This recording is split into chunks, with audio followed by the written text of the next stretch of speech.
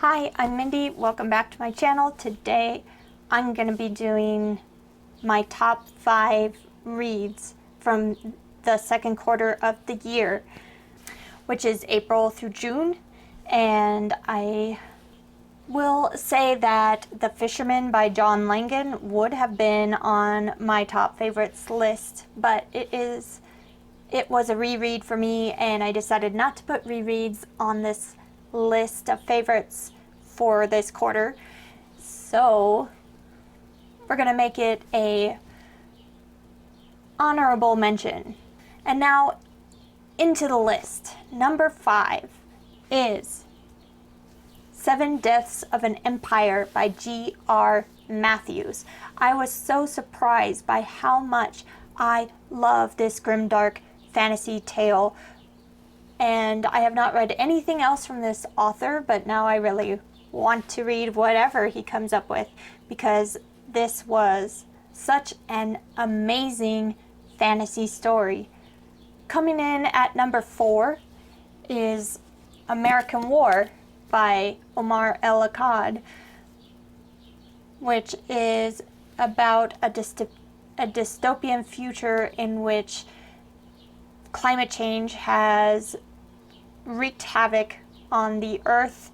There is a lot of warring going on over the last natural resources, and there is a civil war in the United States, and a lot of people are having to live in refugee camps in the United States if they lived in the South.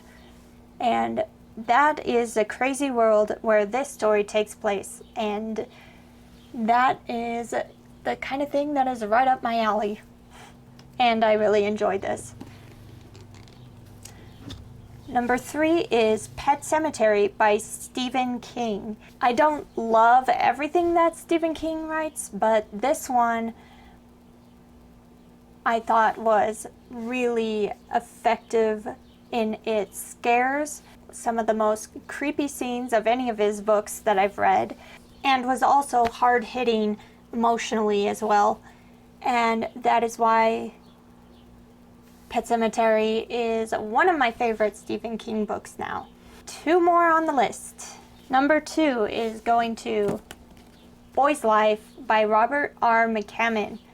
This was such a fantastic coming-of-age story that really brought to life the magic of being a kid, and I had so much fun reading this, and it made me feel very nostalgic for those childhood summers. And my number 1 favorite book of the second quarter of the year was Betty by Tiffany McDaniel.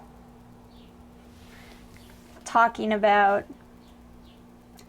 a book that hits hard emotionally. I don't think any book does it quite like this one. This is an intense story with very dark themes, and will not be for everyone, but was definitely for me.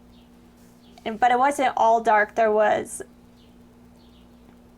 some beautiful rays of light in this book as well, usually from the father character in this story, sometimes from Betty herself.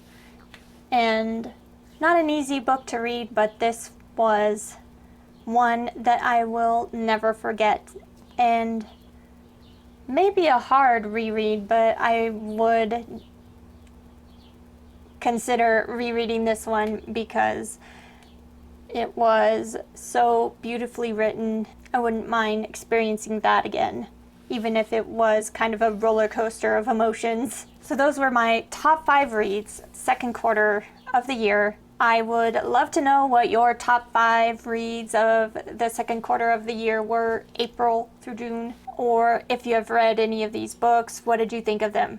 Let me know down below. I'll be back very soon with another book-related video. Thanks. Bye.